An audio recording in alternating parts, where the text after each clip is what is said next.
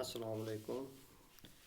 Welcome करता हूँ तमाम दोस्तों को अपने channel C plus plus clone पे, और तमाम नए आने वाले दोस्तों से रिक्वेस्ट करता हूँ कि मेरा channel C plus plus clone को सब्सक्राइब कर लें और बेल का आइकन को जरूर प्रेस कर लें, जिससे आपको मेरी तमाम नई आने वाली वीडियोज़ का नोटिफिकेशन वक्त मिल सकेगा।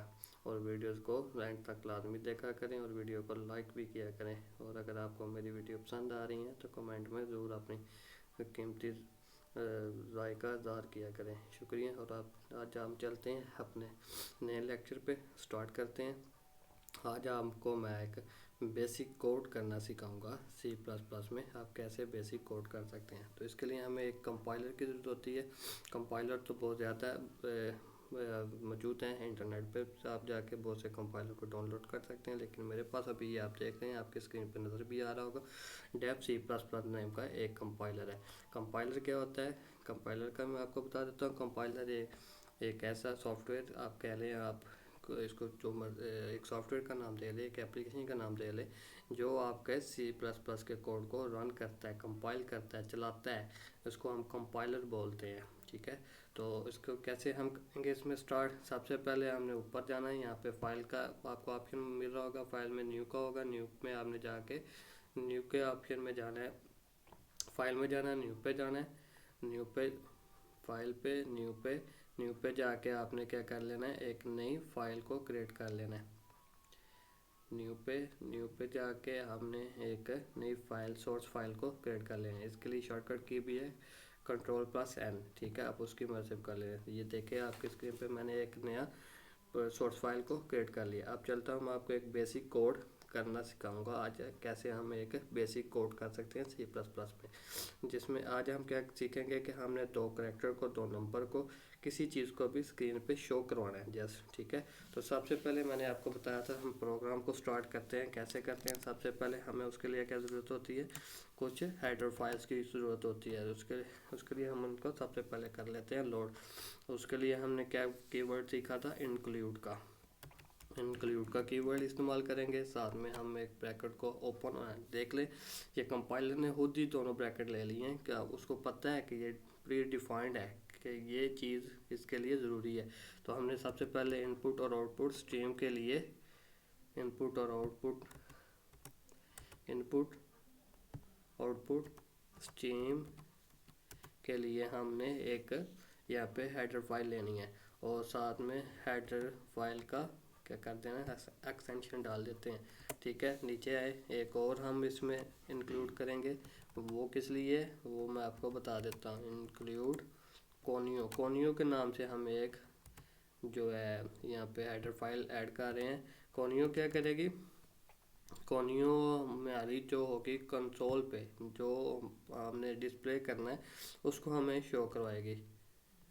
ठीक है, ये कोनियो डॉट एच नेम की भी हमने एक फाइल इंक्लूड कर ली। ठीक है, यहाँ तक तो हमने कर लिया। उसके बाद हमारा वक्त आ जाता है अब मेन फंक्शन का, जो मैंने आपको पिछली आपकी लास्ट वीडियो में बताया था। मेन फंक्शन क्या होता है, उसके लिए हम इंट लेंगे, इंट मेन, और उसके बाद उसी तरह ये देखें, इसने भी खुद ही ब्रैकेट दोनों ले ली और उसकी बॉडी को स्टार्ट करेंगे। ठीक है, ये आपने देखा है कैसे उसने बॉडी को भी खुद से ही दोनों ब्रैकेट दे दी। और उसके बाद और भी फंक्शन होते हैं, क्लियर स्क्रीन का भी फंक्शन होता है, इसके अलावा और भी होते हैं, लेकिन हम क्लियर स्क्रीन का नहीं इस्तेमाल करेंगे।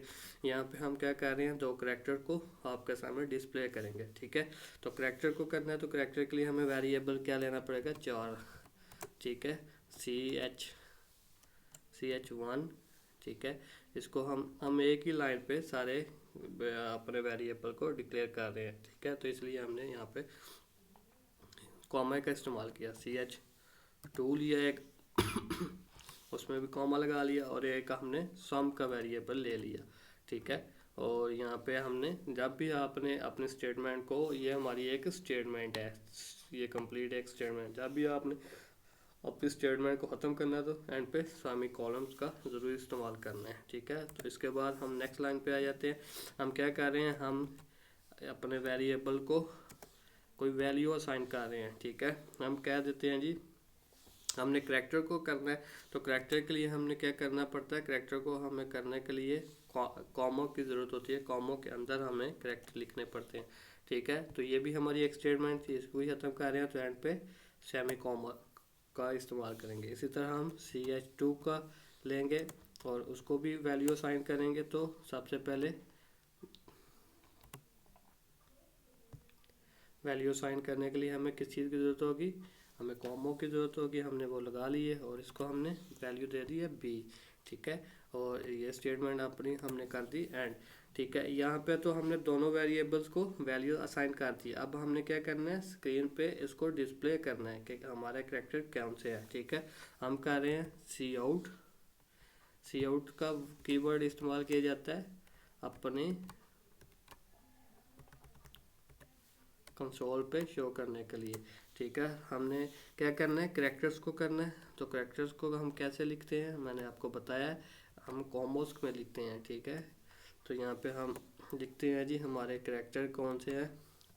ये एक हमारा क्या होगा, ये हम एक इसमें कमेंट कर रहे हैं, ठीक है। तो कमेंट को हम हमेशा डबल कोट्स में ही लिखते हैं।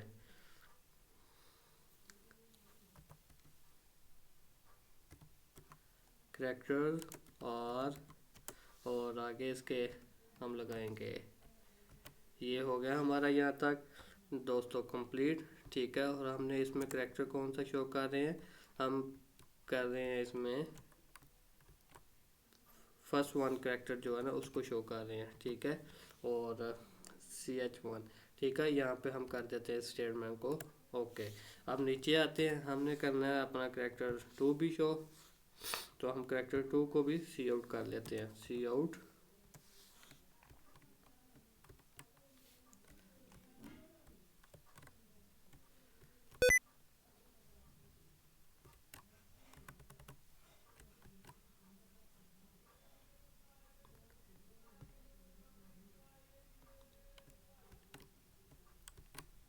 ठीक है। यहाँ पे मैं इसी को ही ऊपर से कॉपी करके नीचे पेस्ट कर लेता हूँ, ठीक है। यही हमने यहाँ पे करना था, ठीक है।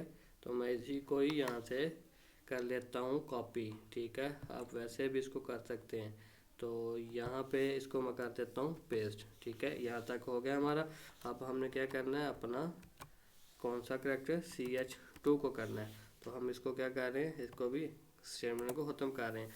और नीचे हम एक और फंक्शन को कॉल करते हैं जिसका नाम है getCH, ठीक है। getCH का फंक्शन क्या काम करता है, ये एक कैरेक्टर को लेता है और उसको रिटर्न करता है। तो यहाँ पे हम स्टेटमेंट को ख़त्म कर रहे हैं, बस यहीं पे हमारा प्रोग्राम भी एंड हो रहा है। तो यहाँ पे हम करते हैं, ठीक है। अब इसको हम रन कैसे कर सकते हैं, कंपाइल कैसे कर सकते हैं, इसमें एरर कैसे हम देख सकते हैं। डिबग का नीचे ये देखें, ये बता रहा है, डिबग पे आए, यहाँ पे आप जाके चेक कर सकते हैं कि आपका कोई एरर तो नहीं, ठीक है। उसके बाद आप डिबग चेक कर लिए, आप कंपाइल भी यहाँ से चेक कर सकते हैं, कोई एरर तो शो नहीं कर रहा, कोई मैसेज आपको यहाँ पे डिस्प्ले नहीं कर रहा, ठीक है।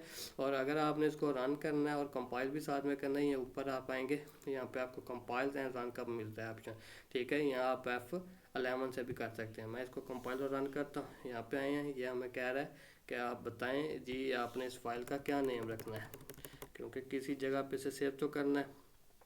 तो हम इसे कोई भी नाम दे देते हैं और इसको कर देते हैं सेव, ठीक है। ये सेव हुआ, उसके बाद ये चाह रहा है, वो क्या कह रहा है, वो कह रहा है कि आईओ स्ट्रीम में जो आपने .h लगाया है उसको मैं नहीं जानता, ये फाइल नहीं है, ठीक है। तो यहाँ से क्योंकि आईओ स्ट्रीम एक खुद जी की ही है, तो इसलिए हम यहाँ पे .h को ख़त्म कर देते हैं। .h को ख़त्म करने के बाद हम इसको कंपाइल और रन करते हैं, तो फिर देखते हैं ये क्या कहता है। ये देखें, अभी वो कह रहा है कि ये आपने क्या किया हुआ है, वो कहता है इन फंक्शन इन मेन, ठीक है। ये उसने कुछ एरर दी हैं, आप cout was not declare in the scope, ठीक है। तो हम इन चीज़ों को देख लेते हैं कि ये क्यों एरर दे रहा है, इसका क्या इशू आ रहा है, ठीक है। तो मैं इन चीज़ों को आपके सामने ही करता हूँ और फिर आपको सामने ही आपको दिखाता हूँ कि ये क्यों ये इशू कर रहा है।